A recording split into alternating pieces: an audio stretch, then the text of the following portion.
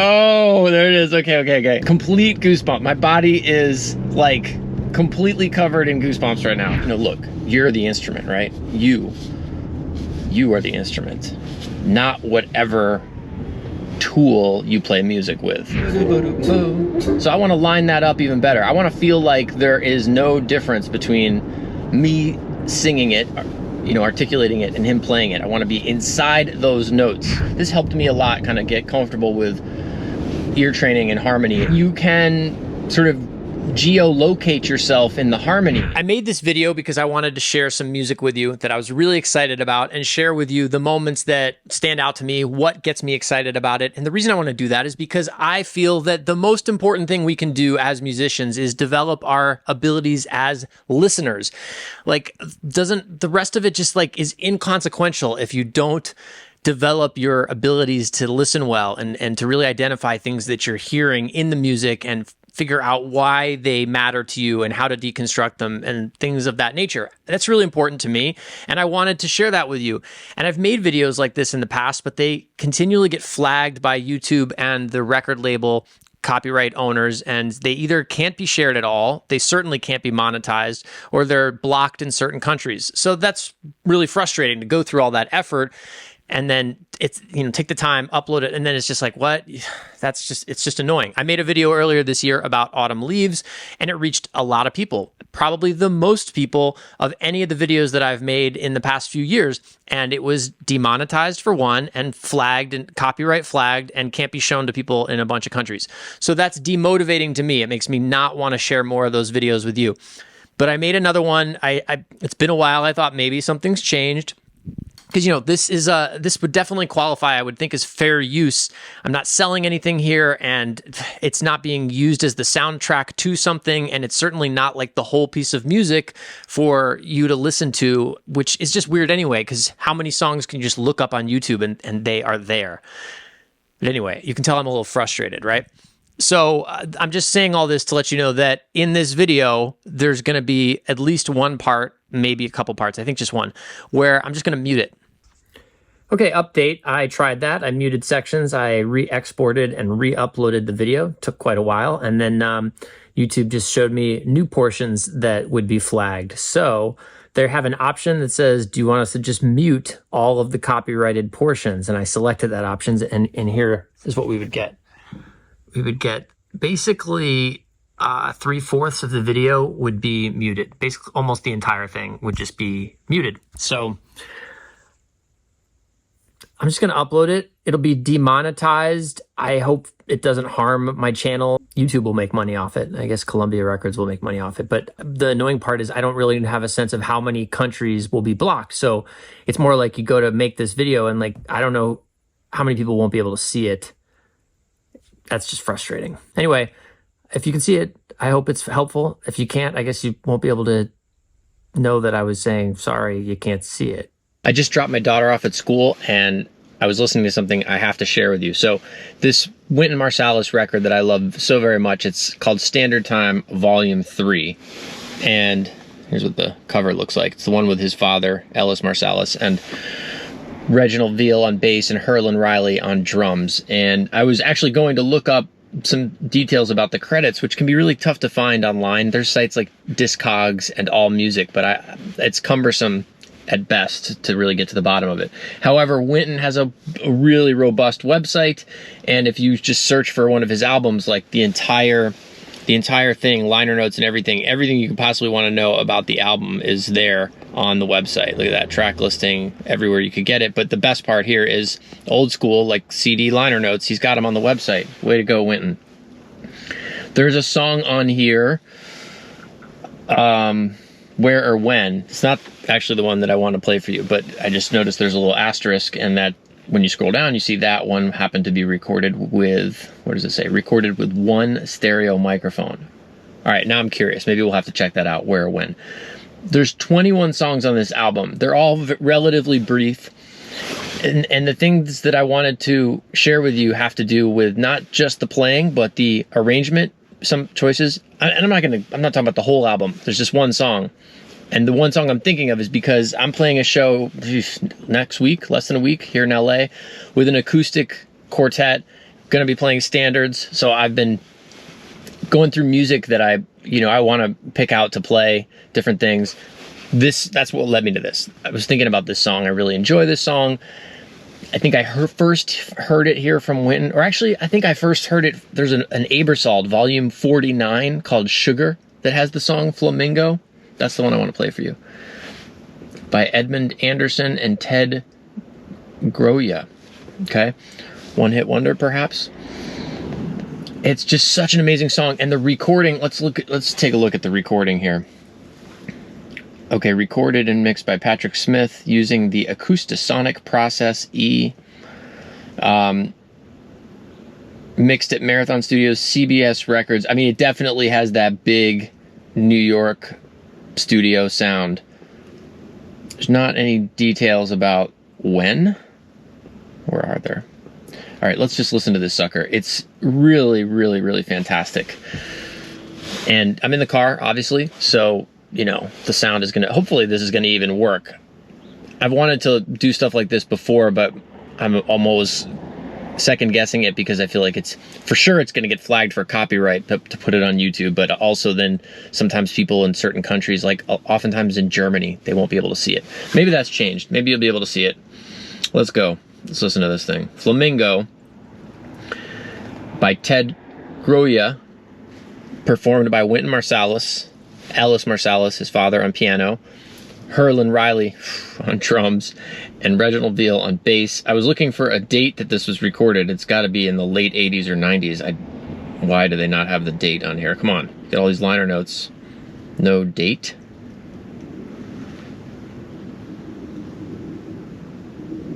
Ah, here we go. May 15th, 1990.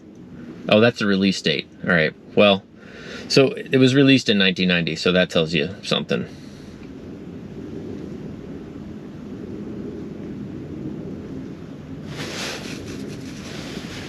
Okay. Here we go. It has kind of a, I don't know what you call this flavor. I hate to be, I'm pretty ignorant when it comes to, I don't know, vibes of this sort, like what you would call them. Is that a rumba? Is there some rumba flavor? It's like a little bit of a march. I'm sure somebody can let me know what you would actually call this in the comments, but for our purposes, the thing to pay attention to is contrast. And actually, I'll give you a couple of things ahead of time. The contrast between the A section and the B section. Notice where and when, no pun intended, because I mentioned that song earlier, but notice where and when he uses double time versus not. There's a lot of restraint at the top here with the way he just phrases the melody. How many solos? Who solos? And just his phrasing. Okay. And the sound and the reverb in the room. The room sounds amazing. Okay. Break my speakers here.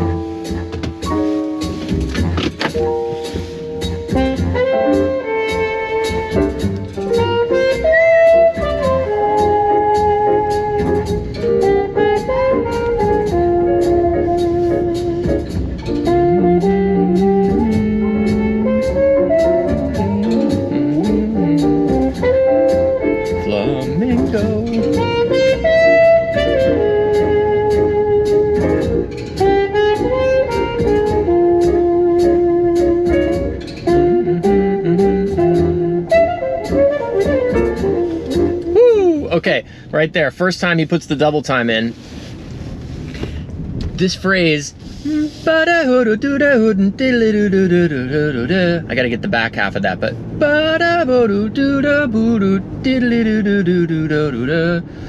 okay.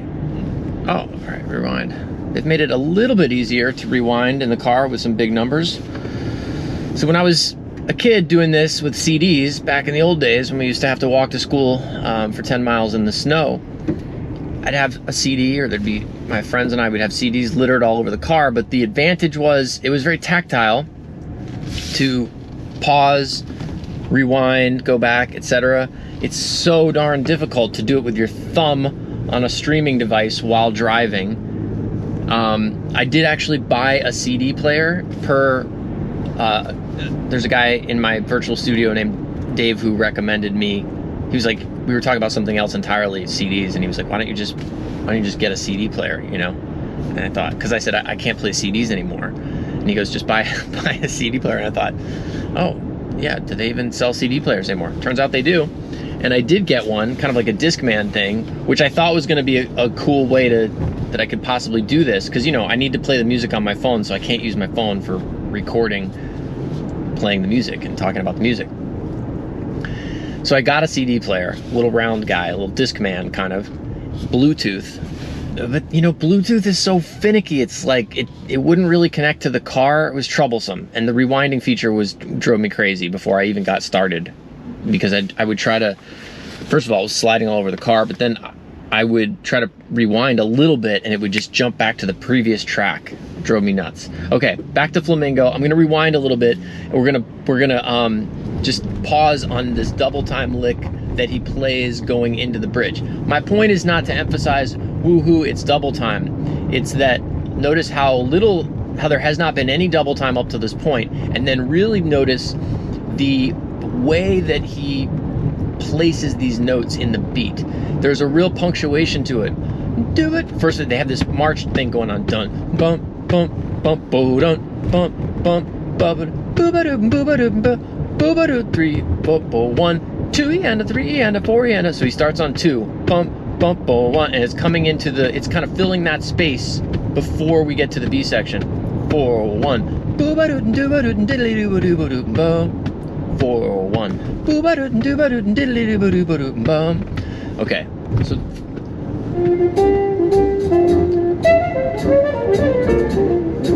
there it is. Let's listen a little bit again.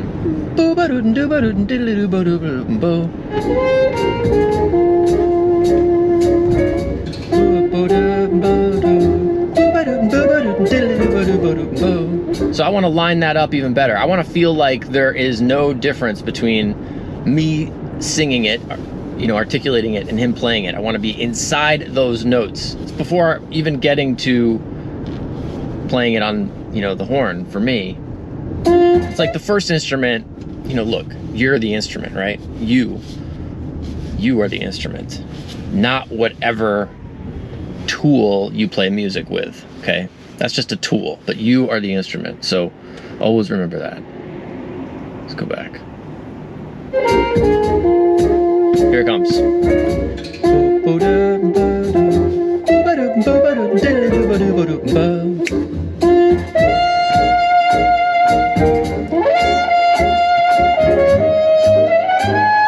Singing.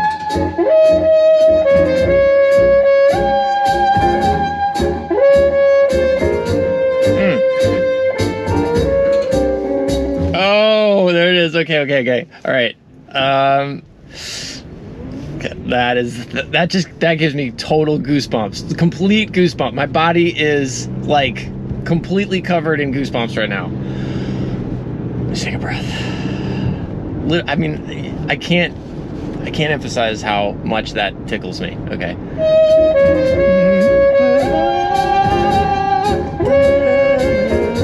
Right here.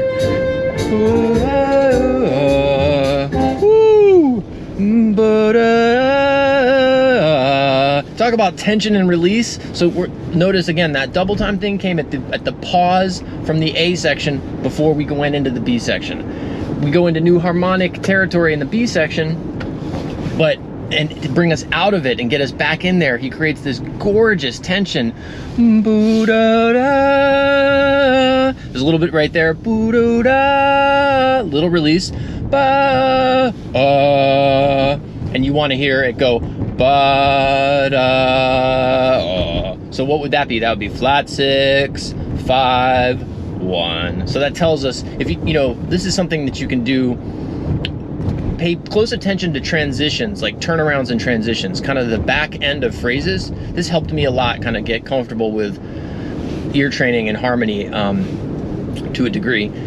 You know, if you know where you are in the form and you're paying attention to what's happening, like where you are in the form, you can sort of geolocate yourself in the harmony, and you can make really good estimated guesses about things, which then you can check. So there's some, you know, the tonic dominant relationship. It's everywhere, right? It's everywhere. So knowing that, we're coming back into the A section. 5, 1. You want to be able to always hear 1 and 5. 1 and 5. 5, 1, 5, 1, 5, 1, bump, bump, bump, ba-dum. So when he plays this line, there's flat 6, 5, 1. I think, anyway. Watch me be dead wrong, but I think it's probably true.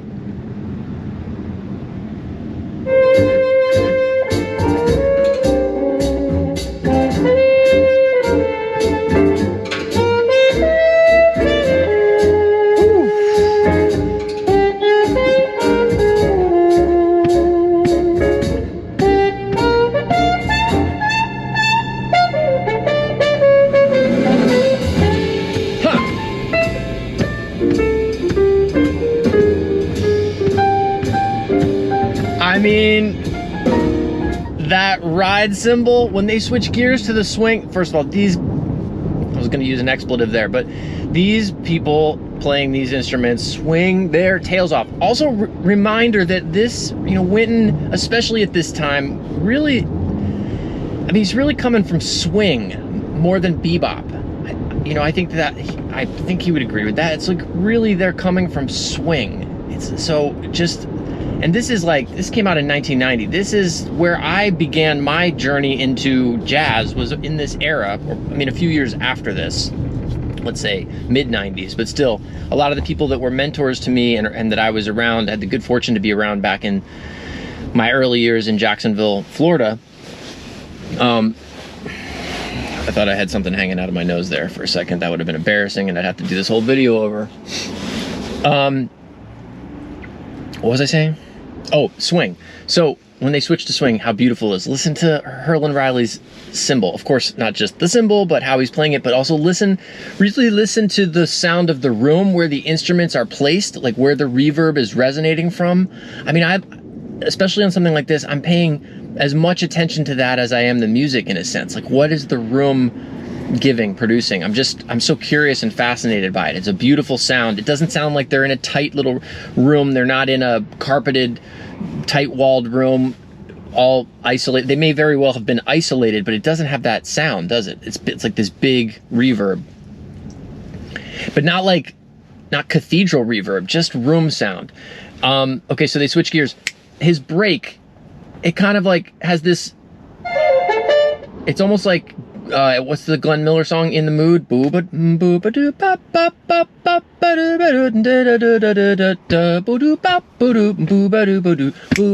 doesn't play that entirely, but the phrase reminds me of that. And also, notice that he doesn't just start spitting out a bunch of BS and double time just because, of course, he could. He fills the space beautifully and sets up the transition. They've come from this kind of very, kind of square, rhythmic environment. I don't mean square like lame. I just mean the edges of it are a little bit more square. And they're going into this more supple, rounded swing territory. And he's going to hand off the solo. Notice he's also not taking a solo break into his own solo. He's switching gears and passing the torch over to the pianist, in this case his father, and the rhythm section is switching gears. And so what Wynton plays there, in my opinion, really sets up the transition. He's really handing the baton in a musical way.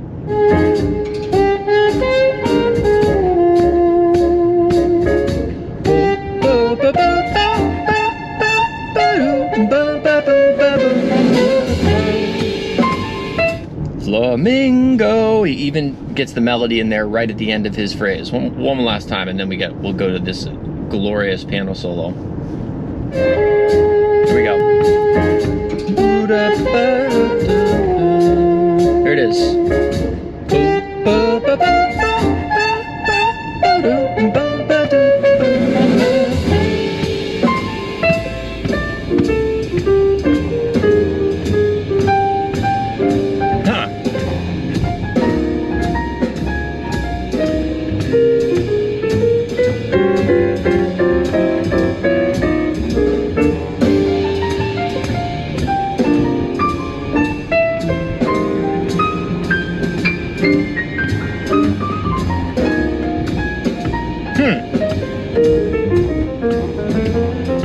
So bluesy. I hate to interrupt that. So bluesy. Listen to the triplets. I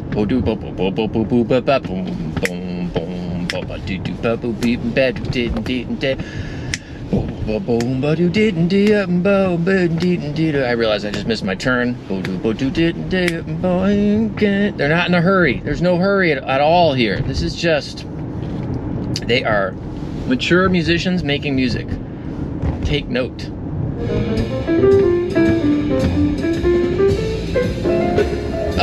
When he goes to...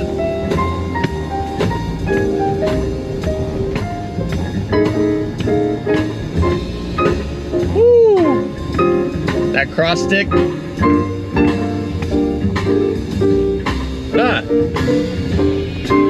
Okay, wait, I gotta go back. The transition to the cross stick. Notice how, just notice that once it's there, you notice how it wasn't there. That might sound stupid. Probably sounds stupid, but that's what I'm noticing. Here we go. I'll back it up a little bit more. Okay, so we're listening for the introduction of the cross stick on the snare in the bridge.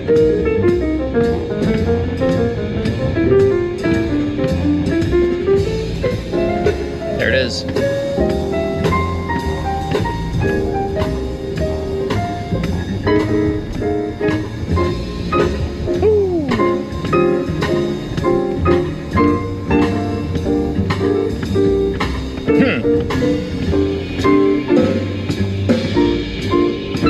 Okay, one last little detail. Check out what Reginald Vale does. I don't know if it's Vale. Sorry, it's probably Veal. On the bass, this little syncopated thing he does.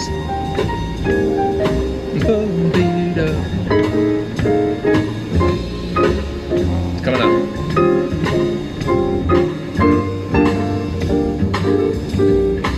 There. It gives so much rhythm and pulse and momentum to it. 4 1 instead of just going 2 3 4 1. So much energy is generated by that one choice by the bass player. So much energy. He's completely connected to the rhythm section, is glued like a you know what. But rewind that on your own. Listen to that. These quarter, because it's about juxtaposition. The quarter notes are so locked in. So Reginald Veal and Herlin Riley, their quarter notes together, they are one. They are one. That is what is providing this momentum. It is incredibly, extraordinarily difficult to play big, round quarter notes together in time, to swing with big, round quarter notes and make them feel good. But it's necessary. Swing won't happen without it. And I know that it's extraordinarily difficult because A, I know personally how challenging it is, and B, I've heard, hundreds and hundreds and hundreds of players over the years in all sorts of contexts not be able to do it, or certainly not even be aware of it. Everybody wants to get to other stuff. Man, let me hear you play some quarter notes in time. There's no discussion if that's not happening. There's nothing else to even worry about until you can do that. So they are one, they are locked up. And because of that, when Veal plays the beep boom boom, and before that he also did a little triplet thing. There's a part where if you listen to the bass line in the bridge, he's going ba-ding doom doom ba-do-do-do-doom. So there's a triplet. Let's just go back. Let's find. You'll hear it. You'll hear the triplets, but then focus in on the ba-doom doom doom. Here it comes. Listen to the bass.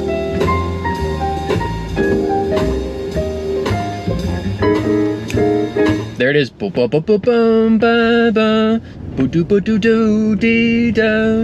when he, that's the thing. I'm sitting here saying you got to play just quarter notes, and you do, but then there have to be some other elements that reinforce the quarter note pulse. Okay, now listen to the syncopation part.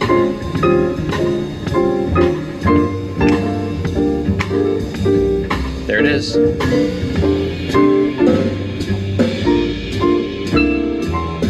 Back into the last A section, the cross stick goes away. All right, so we had that differentiation in the bridge that Herlin Riley presented. He kind of does a little thing on the snare to say, hey, that part's over. Sorry, there's a garbage truck passing by. You know, listen, the audio quality, I'm sure, is not going to be great here, but that's not my agenda so much as, you know, my agenda here is just, I was so excited by this, I was feeling like I was going to burst, and I had to tell somebody about it, and my daughter wasn't really interested, you know, at the moment in hearing about it. So I'm telling you. Also, this is this was like part of my training decades ago in high school, driving to school every morning with my buddy Joe Cohen, listening to music, and he would be doing this. We'd be playing music, and I was just sitting there going like, I don't know anything, this is cool. And he was pointing these little things out to me. And, you know, I didn't realize at the time just how significant that was and how much I was learning. Just because I wasn't in a room with my saxophone practicing did not mean I was not practicing. I was absolutely learning so much, and he taught me how to listen actively, what to listen for, how to home in on things and really, you know, make these connections for myself. He guided me in that. So anyway, that was my ambition here, and also just because I have a super busy day and I keep meaning to make there's a video I keep trying to make, saying I'm gonna make, and it just keeps not happening, and the schedule is just jammed right now, and you know what, it doesn't show any signs of letting up. Oh, am I not gonna be able to make this turn? So you should go, just pull up this track, go listen to Flamingo on Wynton Marsalis Standard Time Volume 3 and make your own assessments, but let's continue. Okay, we're coming out of the piano solo. So it's been just to track it, it's been a one chorus piano solo. Will there be a trumpet solo and a bass solo and a trading with the drums?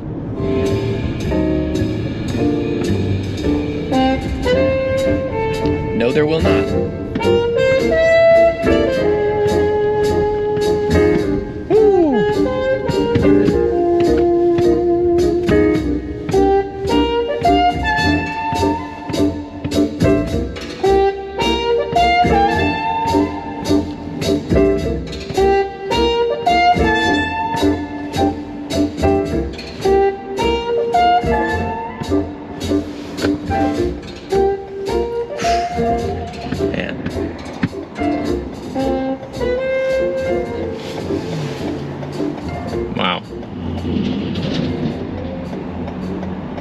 So there's he plays one final A section and then a tag.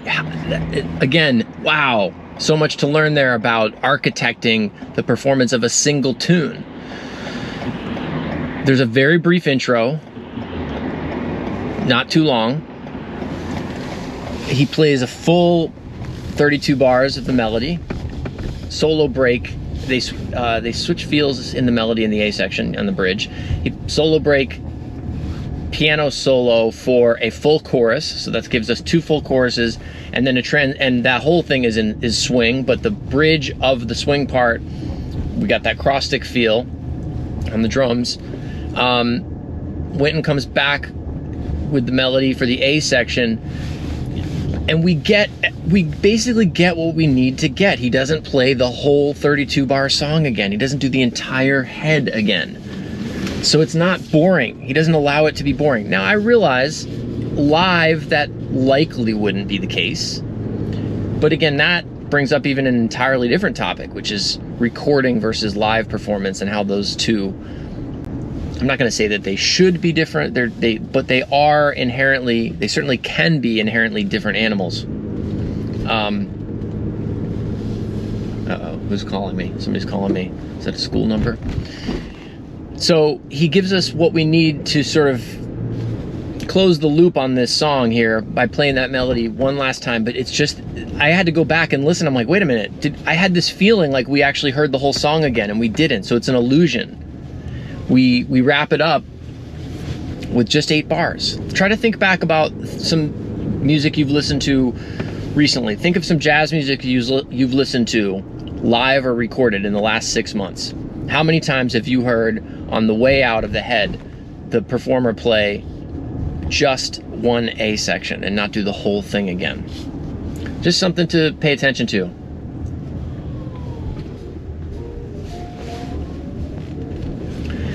Anyway, I'm gonna listen to it again, but I'll spare you. You should go listen to it again too. I'm gonna definitely, yeah. All right.